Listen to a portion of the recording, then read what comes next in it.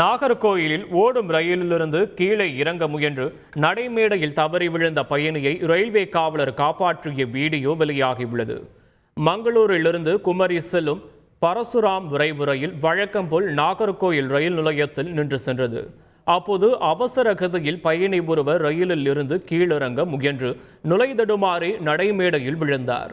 உடனடியாக அங்கிருந்த காவலர் பயணியை மீட்ட நிலையில் அந்த காட்சி வைரலாகி வருகிறது.